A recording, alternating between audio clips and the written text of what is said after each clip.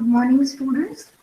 Welcome to the lecture of Real Analysis 1. Let us have a look at the concepts we have studied in the last lecture. In the last lecture, we have seen the proof of the important theorem saying that if the function is having infinite number of discontinuities and finite number of limit points to the set of discontinuities, then the function is integrable. Let me show you the statement as well. A bounded function f is integrable if the set of points of discontinuity has finite number of limit points. Before that, we have proved a function having finite points of discontinuity is integrable. Also, we have proved every continuous function and every monotonic function is also integrable. This is what the proof we have completed in the last lecture. I will not repeat the theme. Okay. After the proof of this theorem, we have seen some examples with the help of those theorem integrability of the functions. Here in the first example, f of x is equals to x over the interval 2, 3. One can easily observe that the function is continuous on the given interval. Hence, it is integrable. Therefore, without checking actually whether it is integrable or not, we can tell us tell us about the integrability of the given function. Similarly, the second example we have seen is 1 upon 2 raised to n. By two different methods, we have checked out its integrability. According to the function, first we have proved that the function is monotonically increasing. Also, we have proved the function has infinite points of discontinuity, and to this infinite points of discontinuity, the set is having only one limit point, that is 0. Therefore, as the limit point of set of points of discontinuity is finite, the function is integrable. Also, we have found the integral value of the given function by knowing the fact this one. Integration a to b k dx, where k is a constant, is integration is equal to k into b minus a.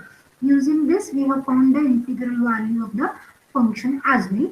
Third example to be considered is f of x is equals to k for x non-zero, and for equal to 0, for x equal to 0, the function is defined to be 0 over the interval minus 1 to 1. So, if I am going to plot the graph of this function, it will look like this. No? Means the function has only one point of discontinuity, and that is at x is equal to 0. Hence, the function has finite number of discontinuities. Hence, it is integrable. Actually, I told you to complete this example by Riemann sum method. I don't know how many of you have completed. Therefore, let me go for today's lecture number 25. We will move ahead towards the fundamental theorems of calculus. These theorems will actually help us to establish the relation between differentiability and integrability. There are two theorems we are going to study under this study. First, fundamental theorem of calculus, and second, fundamental theorem of calculus. In the first fundamental theorem, this theorem is important because it gives us the guarantee of antiderivative of the continuous function. Let me write the statement so the idea will be very clear to you.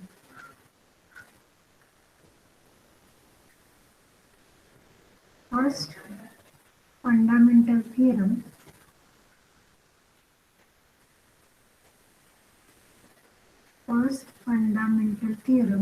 of calculus.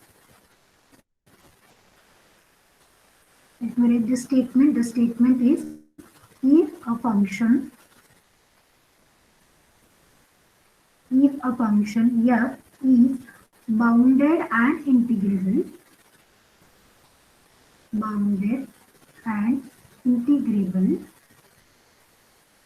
on closed interval AB, then prove that the function capital F defines. See, this is the two different notation we are using in the same statement. Small f and capital F. Capital F defined as C. The function capital F is defined as capital F of x is integration a to x small f of t dt, where x lies between a to b, is continuous on closed interval AB. On closed interval AB. Further,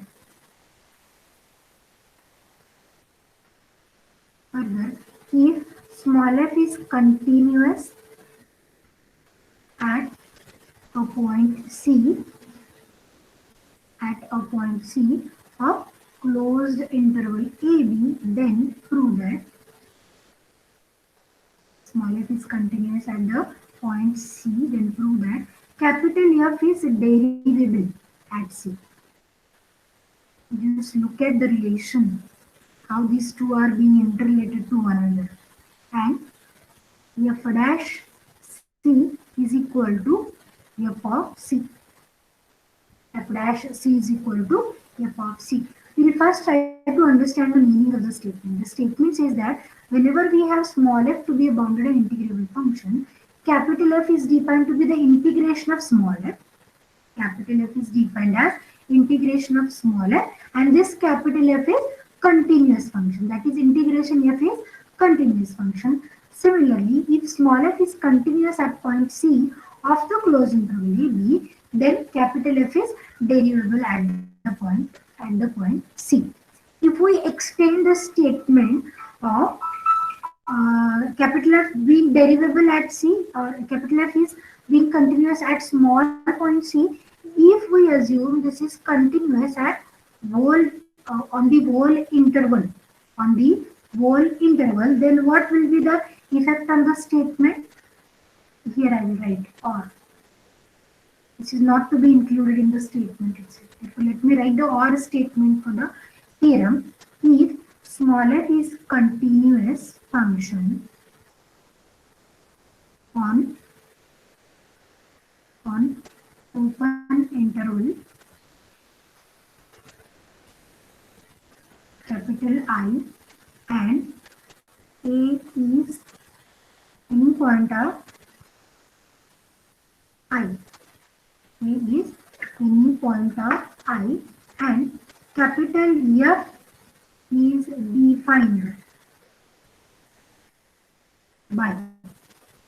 How this capital F is defined by? Very similar to this capital F we have defined.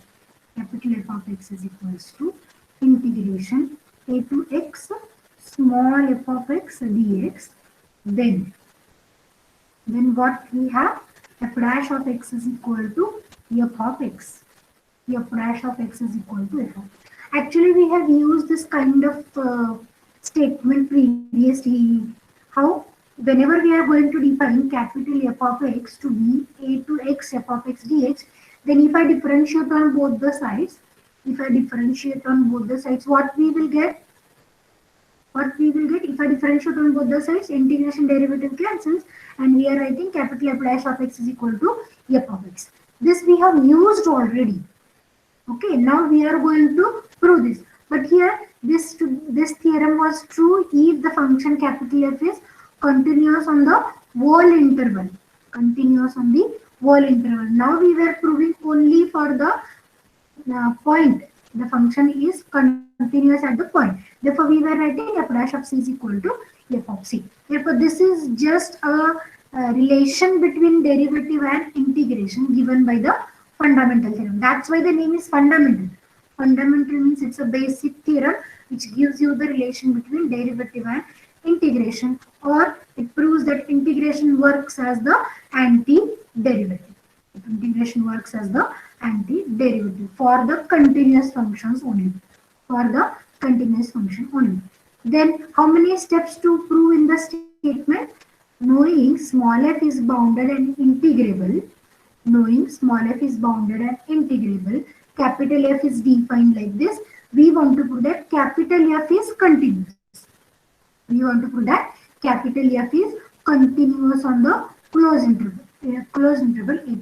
That is integration F is continuous. This we want to prove. Next, knowing F is continuous at the point, we want to prove that F is derivable at point C, and the derivative f dash of C is equal to small f of C. Therefore, two steps to prove. In the first step, we will prove capital F is continuous. In the second step, we will prove capital F is derivable at C. In the first step, while proving capital F is continuous, actually we are proving capital F is uniformly continuous, because we know if the function is uniformly continuous on the closed interval AB, then it is surely being continuous on the given interval. Therefore, let us start with step number 1. Okay, what to prove in this step? To prove that capital F is continuous on closed interval AB. What are the things given to us? F is bounded and integrable. Let me write it. Since F is bounded and integrable, comma, there exists a number, positive number, that is k greater than 0, such that. What such that? For boundedness, I can write mod of f of x is less than or equals to k for all x in the closed interval AB. K works as the bound for the given function.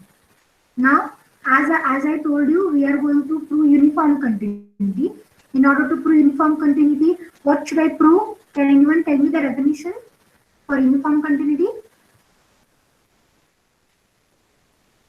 Some students Mod of f of x minus f of x is less than epsilon long if mod x is less than delta.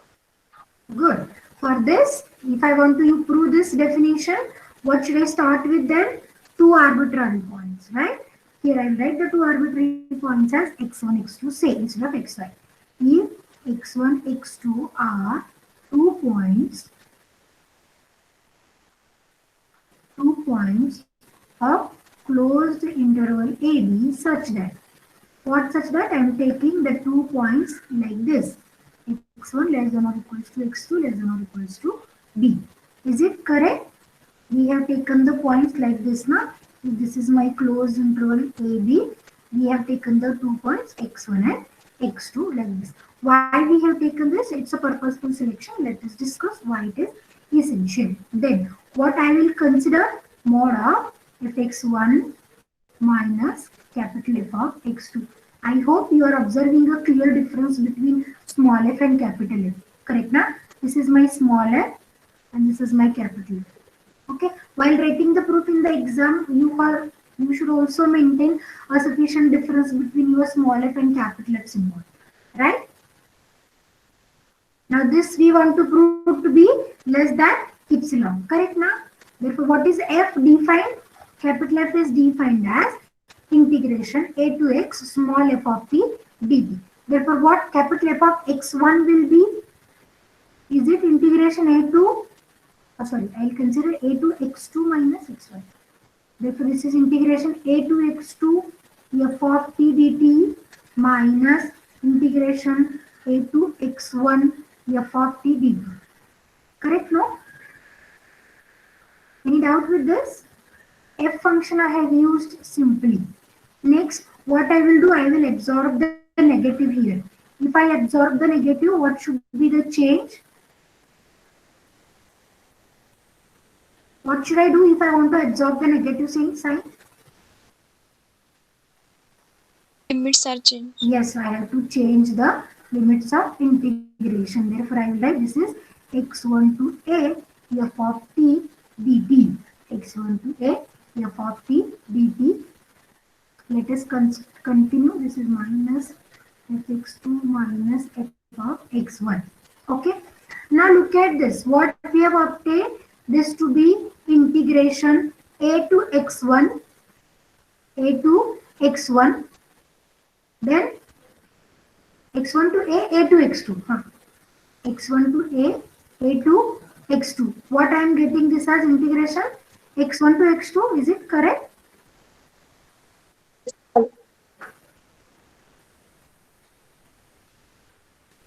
Sorry, here it is teacher. No doubt this is in the modulus. Right? Therefore, what we have obtained?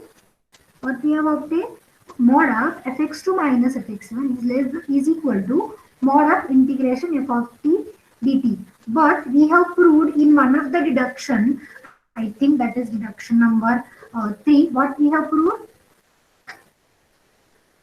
Can anyone remember what is the deduction number 3 we have proved?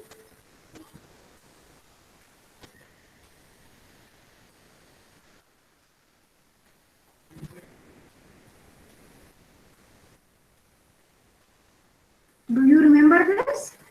This is the deduction we have proved if k is the bound for the function. Therefore, here also for the smaller function k is the bound. Therefore, should I write this as k into, this should be actually mod of x2 minus x1.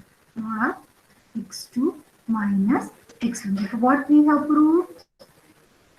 Mod of fx2 minus fx1 is less than or equals to k into mod of x2 minus x1. Actually, my aim is to prove this to be less than epsilon. Therefore, what should be the value of mod x2 minus x1 to be selected such that this will be totally less than epsilon?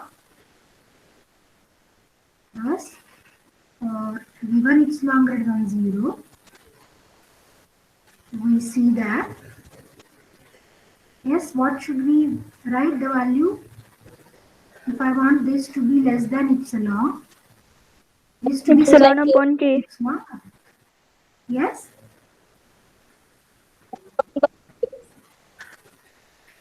I am not getting a clear voice. I think you are saying less than epsilon by k, na?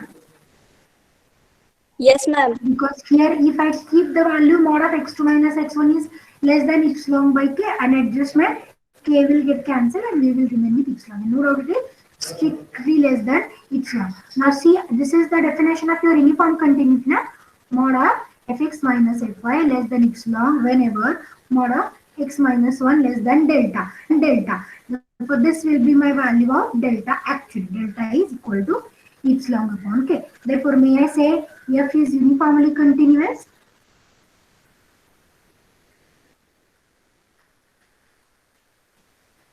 F is uniformly continuous on closed interval AB. Therefore, one can say f is continuous because every uniformly continuous function is continuous on the given interval A to B. Therefore, the first step of the theorem we have completed. Now, what we have to prove in the second step? In the second step, assuming small f to be continuous at the point C, we want to prove f dash C is equal to f of C. Before that, we want to check f is derivable at C. That is, f is differentiable at C and the differentiation value is equal to f of C. The differentiation value is f of C. Okay, now to prove this to be a function to be differentiable or derivable at C, we are going to make use of the first principle definition of derivative. Do you remember what is the first principle definition of derivatives? f of x plus h minus f of x upon H. Good. And what about the limit?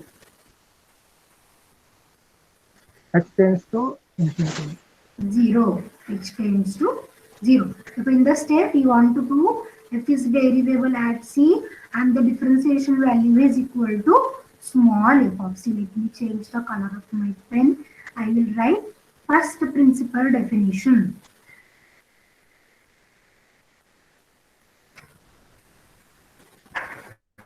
Of differentiation. What is the definition? Limit h tends to 0, f of x plus h minus f of x divided by h is equal to f dash of x. Correct, no? Is equal to f dash of x. In other words, one can also write it as, if I write this as f of x minus f of y, is it okay? And divided by the difference in the two variables. At this stage, what should I take a limit?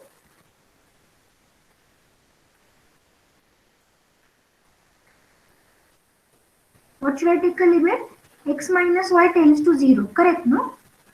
X minus y tends to 0. This is the first principle definition. In the corresponding proof for finding f dash of C, we are going to make use of this second definition, right?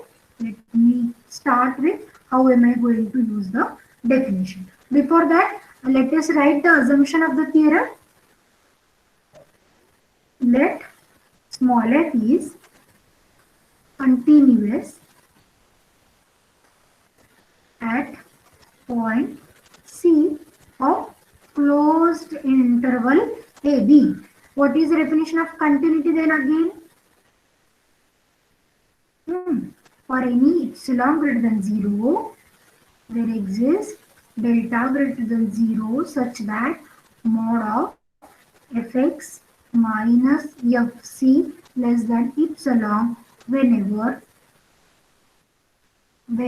mod of x minus c less than delta. Whenever mod of x minus c less than delta. What the second condition gives me? Mod of x minus c less than delta. Is it minus delta less than x minus c less than delta, which in turn gives me c minus delta less than x less than c plus delta. Less than c plus delta. Therefore, if I plot it on a real line, okay, this is c minus delta, somewhere here it is c and here it is c plus delta. Now we are going to select 2 points around C, one to the left of C, one to the right of C, say S and T. We are going to select 2 points S and T to the left of C and to the right of C, and we will use the second definition, fx minus fy. Instead of this fx minus fy, now I am going to write ft minus fs. And what should be the denominator? T minus s. And if we put limit t minus s tends to 0, this will give us the derivative. This will give us the derivative. Okay. Select 2 points. Select 2 points S and T in C minus delta to C plus delta such that, what such that? C minus delta strictly less than or equals to C less than or equals to T strictly less than C plus delta. C plus delta. I hope this sketch is giving you a clear idea how these 2 points S and T are being selected. How these 2 points S and T are being selected. Now we want to use this one. We want to use this definition. It is in the limiting form. We will use it in the, here instead of x I will write c, because whenever x minus y tends to 0, those x and y are coming closer to one another, somewhere a point c we will get. Now how can I write the modulus definition for this limiting one? Is it mod of fx minus fy upon x minus y minus f dash of c less than epsilon. Less than epsilon. Whenever mod of x minus y less than delta. Correct now? Now see what I am going to consider. What should I consider?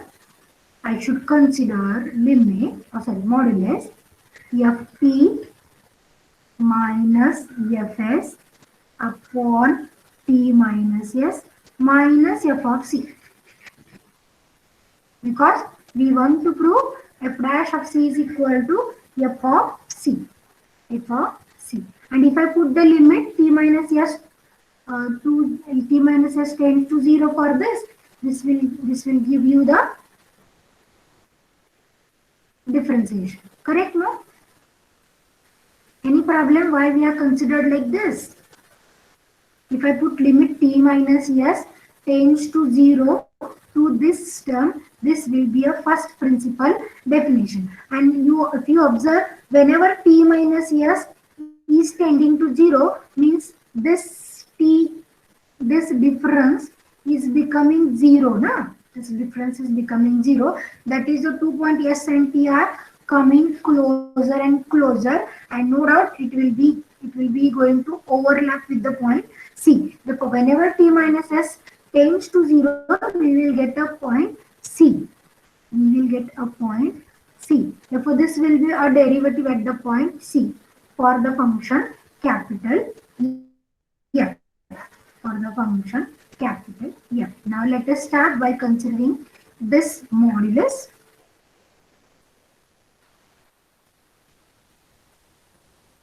Okay. Let me put the modulus sign as it is. 1 upon t minus s, I will keep aside. What is integration? What is capital F of t? Is it integration a to t f of x dx minus what is f of s? Integration a to s f of x dx. Correct? Minus f of c as it is. Right? Let us absorb the negative symbol again by interchanging the limits of integration. Therefore, this is a to t f of x dx plus s to a f of x dx minus f of c. Now next step what we will do? We will cross multiply by t minus s and we will take this t minus s not common. What will happen if I am going to cross multiply? What is the effect on this integration? S to a to t. Is it integration s to t? Yes, ma'am. Minus f of c into t minus s. Correct, no? What is f of c? F of c is a constant value. Therefore, it is of the type k. What is k into b minus a? Whenever we have k into b minus a, may I write this to be integration k between a to b? Yes, ma'am. May I write this? This is integration s to t f of x dx as it is. May I write this to be integration b minus a? Na? S to t I have to write. S to t f of c dx. Correct? Which concepts we have used? Integration a to b k dx is equal to k into b minus a. K into b minus a. The limits of integrations are same. Therefore, let me take it into one integration. Therefore, is it f of x minus f of c dx? F of x dx. Correct? Now, what about t minus s? The point we have selected s and t such that t minus s is always going to be non-negative. Therefore, one can take this outside the modulus. One can take this to outside the modulus. Therefore, we left with modulus integration s to t f of x minus f of c dx. F of c dx. Now, we will use one of the reductions we have proved. Which reduction? I hope you will remember. Mod of integration a to b f dx we have proved less than or equals to integration a to b mod f dx. Correct, no? Therefore, according to this, what will be the value? Equality changes to inequality. Therefore, it is less equal. Modulus of integration is less equal by integration mod of f of x minus f of c dx. F of x minus f of c dx. Okay, what is the left hand side for this? We have started with the left hand side.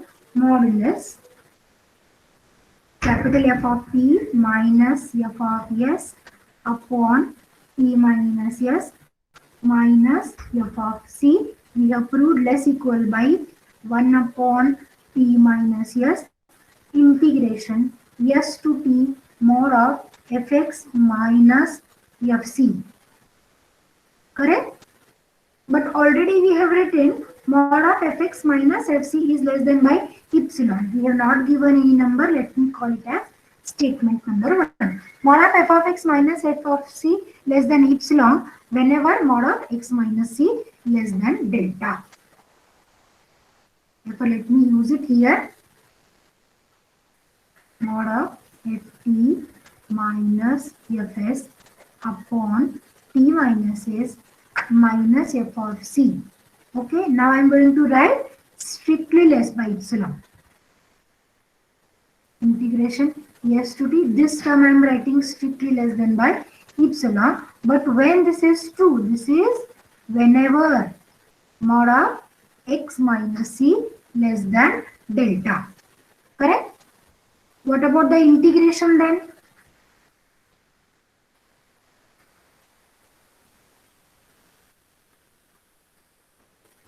What about the integration? This epsilon is constant, no? What is the integration of a constant number? Is it epsilon Epsilon times? times t minus s. Good. This is epsilon times t minus, yes, t minus s will get cancelled and we will get this as less than epsilon.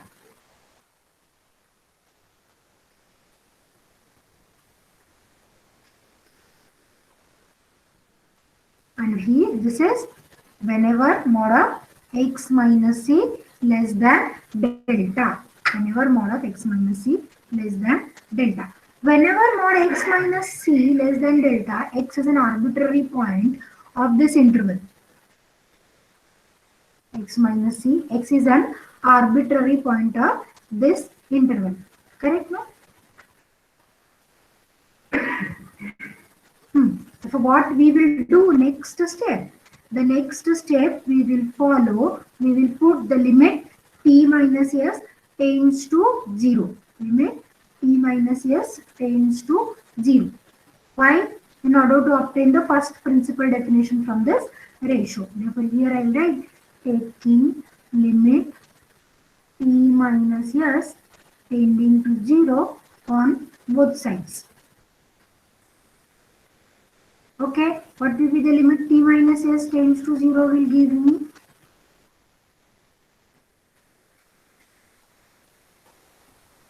Ft minus Fs upon t minus s. T minus s. May I say, as the limit t tends to 0, this value is nothing but f of c. This value is nothing but f of c. Why this is f of c? Whenever I am applying t minus s tends to 0, you just look at this sketch. This difference, we are making this difference to be 0. Therefore, the 2 points t and s were coming closer and closer, and those 2 points will get overlap in the point C. Those 2 points will get overlap in the point C, and that's why this left hand side will give me the value. This left hand side will give me the value. This is derivative of a function capital F at which point? At point C, because t minus s gives us the same result. Correct? Therefore, f dash of c is equal to f of c, which proves both the statements that the function f is derivable at point C. Derivable at C and is equal to f of c. Any doubt with the theorem? If you have any doubt in the theorem, you can just tell me. We have just used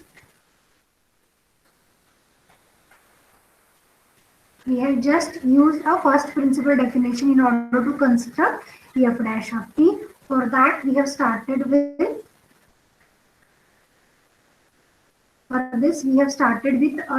we have consideration mod of ft minus fs upon t minus. This is an increment ratio actually, and whenever I am going to put t minus s tends to 0, it will be overlapped in the point C.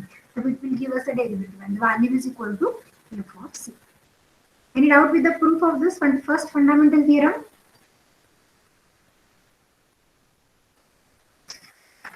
Students, am I audible? Yes, ma'am. Okay. Any doubts if you have, you can ask.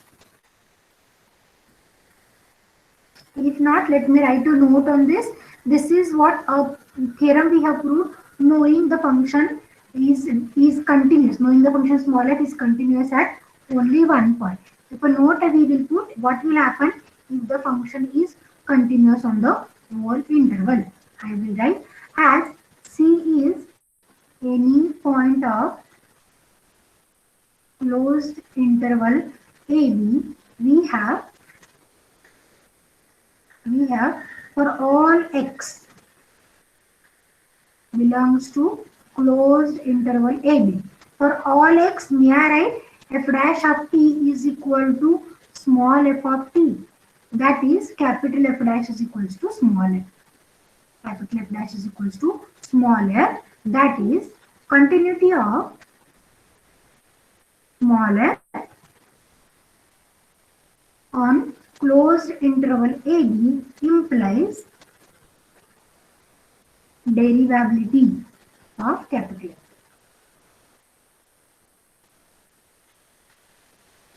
Okay, whenever we have small f to be continuous function, if we define capital F of x to be integration a to x f of t dt, we know that if we take the derivative on both the sides, f dash of x will be f of x, but this is true only if your function, your integrand f is continuous. Therefore, continuity of small f gives us the derivability of capital F. And this is what the relation between integration and derivative. Integration and derivative. Therefore, this is actually antiderivative concept. This is actually antiderivative concept. And from this definition, we are going to define one more aspect of primitive of a function. And the primitive is defined as whenever this kind of statement is true, that is capital F dash is equal to small f. Capital F dash is equals to small f, then capital F is called as primitive of small f. Capital F is called as primitive of small f. That is small f is derivative of some function. See, let me, what I want to tell you, if small f is derivative of some function, then this capital F is called as primitive of small f. Primitive of small f. Let me write this as a definition. Definition, primitive of f.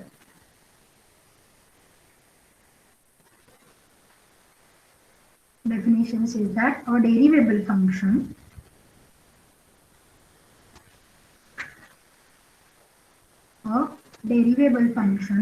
capital F, if it exists. See what we are saying, if it exists, because we don't give the guarantee of existence of a primitive always, such that its a derivative capital F dash is equal to a given function, is equal to a given function f, that is capital F dash is equal to small f, is called primitive of a small f. Okay, that is capital F is called primitive of f.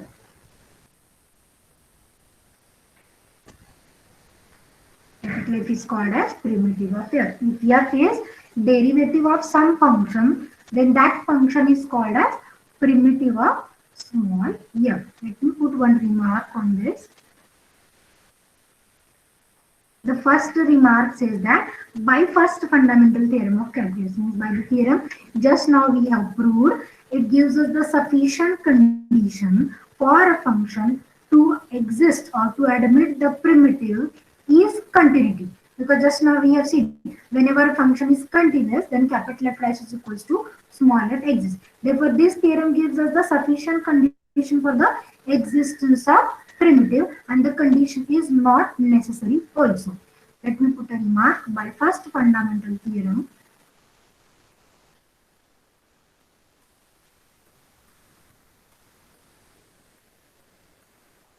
The sufficient condition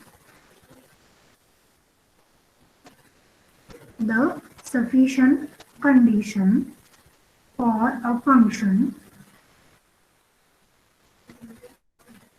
to admit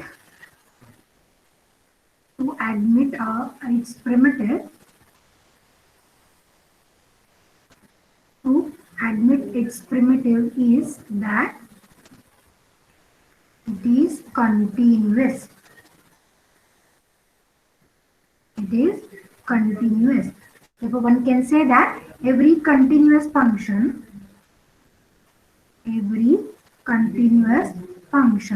possesses a primitive. Every continuous function is possessing a primitive, but it doesn't mean that not continuous function is not going to possess primitive. Okay, P implies Q is true. This doesn't imply negation. P implies negation Q. If every continuous function possesses primitive, it does not mean that not continuous is not having a primitive. Therefore, continuity is a sufficient condition, not necessary. Let me write this as a second. Continuity of a function is not necessary condition. No doubt this is sufficient condition for the existence of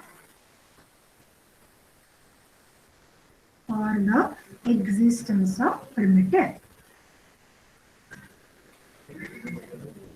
Okay, is it clear with the theorem? Clear with the definition? If it is so, let me go for second fundamental theorem of calculus.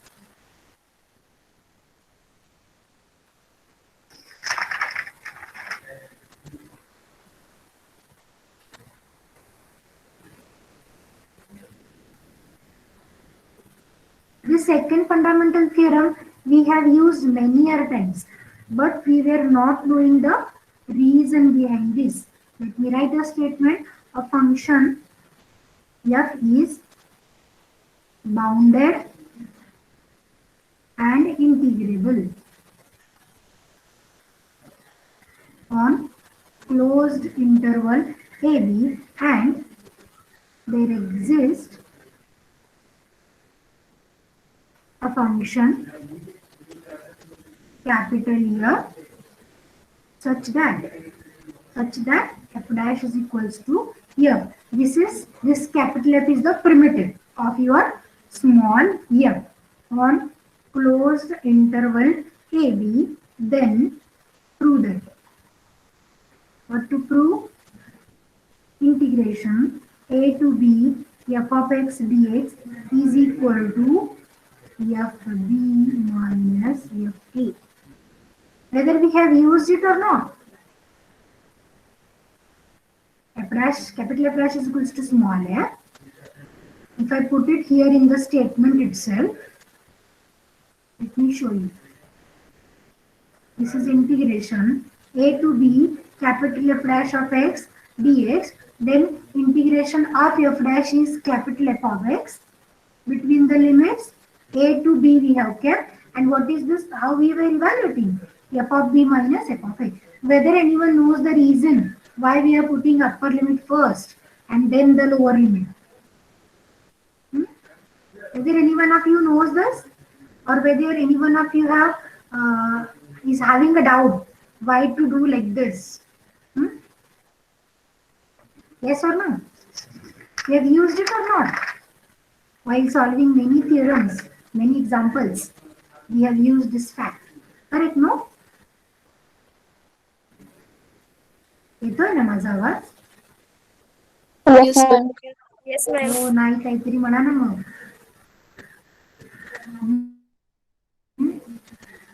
Whether you have used it or not? We have used it right from 12th standard. Correct? Yes, ma'am. Now let us prove this in MSc. Okay. While proving to give the proof of this theorem, we must use Lagrange's mean value theorem, and I hope all of you are knowing what is Lagrange's mean value theorem. Before going to the theorem itself, let me write the given things. What are the things given to us? The function is small f is bounded and integrable. Also, there exists a function capital F that such that capital F dash is equals to small f. Means the existence of primitive was given to us. Let me write the function. Let me write it, combine it. Capital F dash is equals to F is bounded and integrable. What this integrability condition tells us by Riemann sum definition.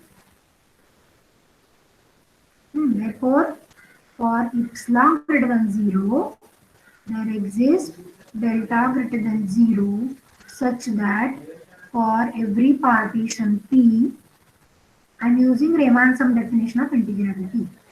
For every partition P, what is P?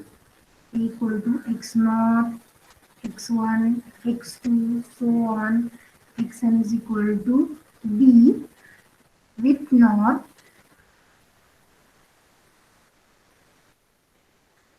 What is the condition on norm? With norm p less than delta. We have what we have? Modulus summation, or one can write modulus SPF, na? Modulus SPF integration a to b f dx less than epsilon.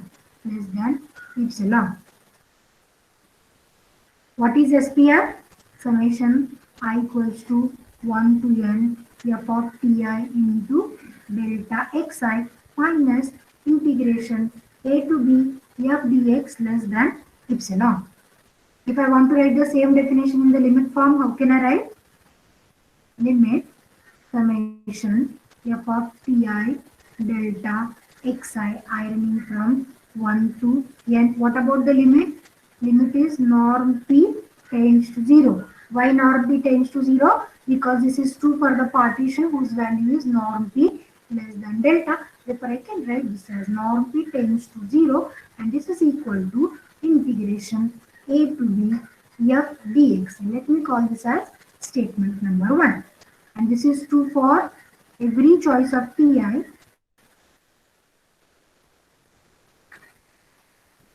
in ith subinterval. This is true for every choice of ti in ith subinterval. Now, what we have? We have a freedom to select the point ti in delta xi. Now we will choose the points in such a way that capital F is going to be continuous on closed interval, closed ith subinterval, and is going to be differentiable on open subinterval. Let me write it. Or should I write Lagrange's mean value theorem statement first? I will write the statement because we were going exactly by the statement. Here I will write Lagrange's mean value theorem. Okay, what is the statement? If a F of function x is the function of variable x such that first f of x is continuous is closed interval ab, and second yes, one f of x is differentiable in open interval ab, then good, there exists c belongs to ab such that f dash c is equal to f of b minus f of a divided by b minus a. good, very good. Do you know the geometric aspect as well? Um,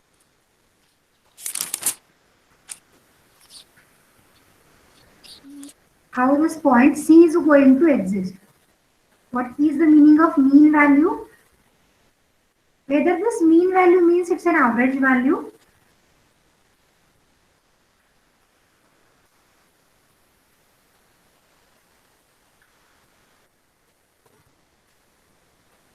Yes, anyone from the student? Till I write the definition, the statement, sorry. What is mean value? There are many mean value theorems we have seen, na? Which are the mean value theorems we have seen?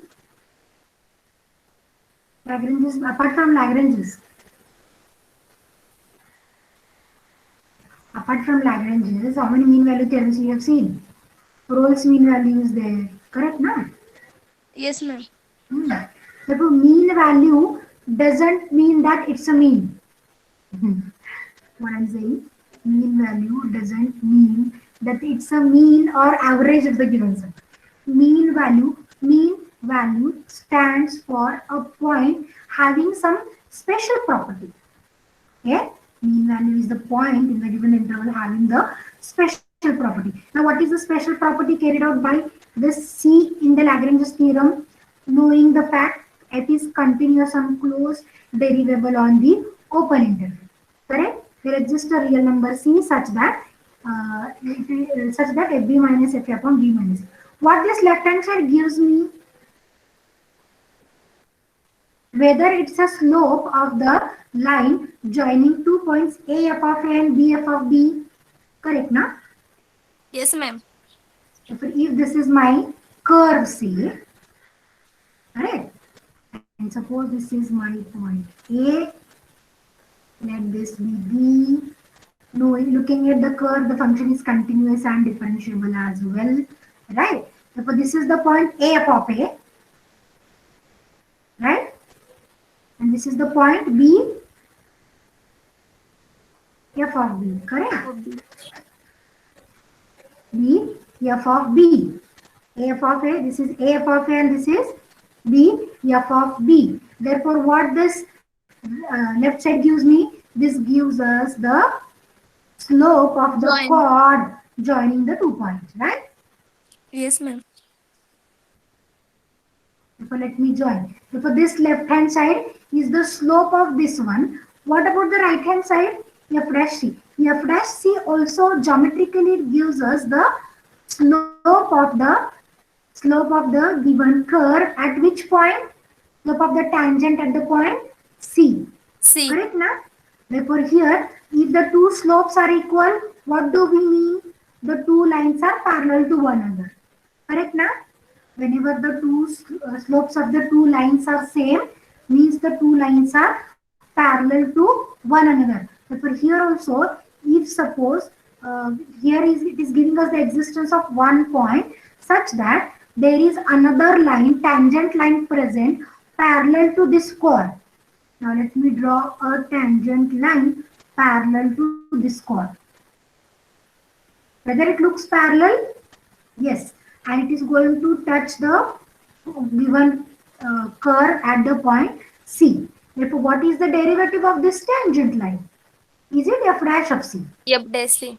Therefore, this is giving us the existence of this number C, where this is the geometrical interpretation. That is, the tangent at this point is parallel to the chord joining endpoints. And this is not unique. There may be different points. Here we are getting one more point. See, if I draw a tangent at this point, whether this chord is parallel to green line, this tangent is parallel to the chord. Yes, it is. Therefore, this is another C, say C1, C2 I can call, or C dash I will call. Okay. Therefore, this theorem is giving us the existence of a point C such that the tangent at the point C is parallel to the chord joining the endpoints. Therefore, this is the special property carried out by this point C. Okay. Therefore, mean value doesn't mean it's an average. This is the special property carried out by the point. Okay. Therefore, now this is the Lagrange's mean value theorem. Now, what we will do? We will use the Lagrange's mean value theorem for the ith subinterval of the given partition. Therefore, here I will write, since we have a freedom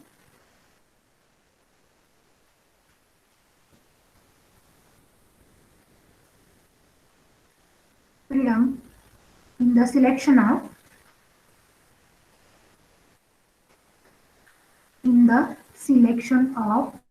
points Pi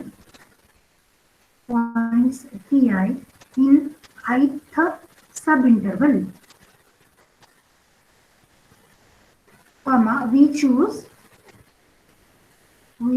them in a particular way such that, or as follows. How I am going to select it so that it will particular way as follows. Okay, so for now what I am going to say, as capital F is continuous on xi minus 1 to xi. Correct? Capital F is continuous. Why capital F is given? Why we are saying capital F is continuous?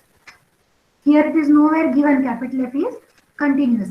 But as f dash is given to us, capital F dash, it is a derivable and we know every derivable is continuous. Right now? Yes, ma'am. Yes, ma'am. Therefore, I can say capital F is continuous and differentiable on open interval. Why we are taking differentiability on open interval, not on closed?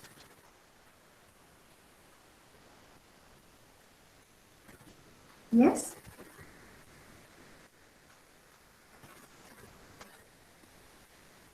Why we are not considering differentiability on the open interval? So not on the closed interval. Derivative exists, therefore f is continuous.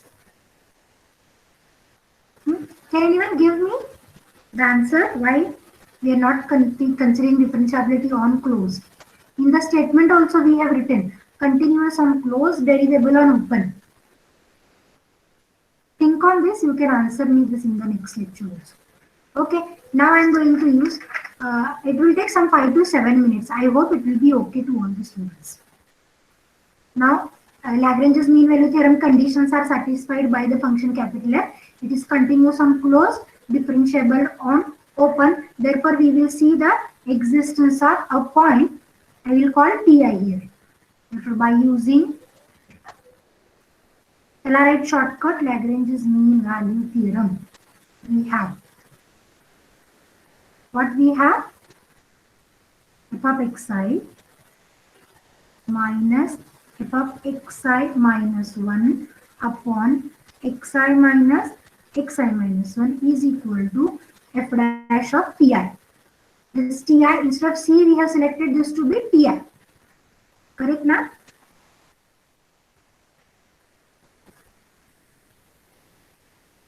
Yes, ma'am. This is my ith interval. Capital F satisfies the condition continuous on closed, differentiable on open. Therefore, here instead of C, we are selecting a point Ti such that it satisfies the Lagrange's mean value theorem condition. And this is for I equals to 1 to n. Correct?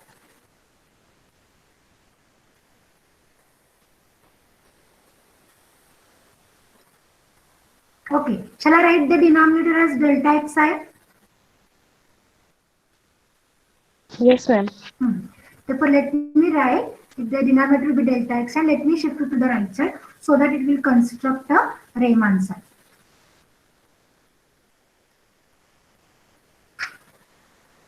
Therefore, this is f dash of Ti into delta xi. But already in the statement, it is given that capital F dash is equals to small f.